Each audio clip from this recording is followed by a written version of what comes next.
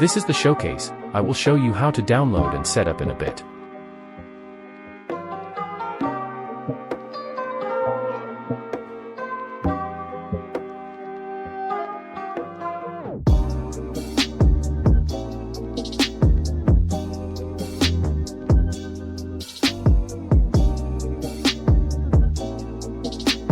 Go to the link in the description and follow my steps to get the download button.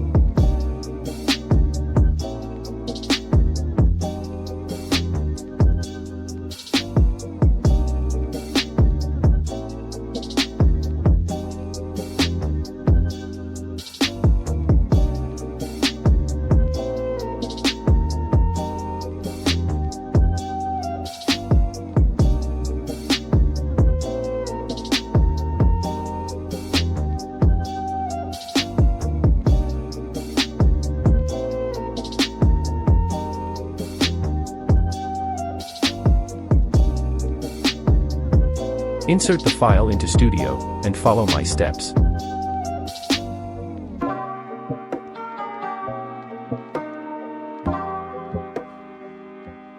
We also have to turn on API from settings.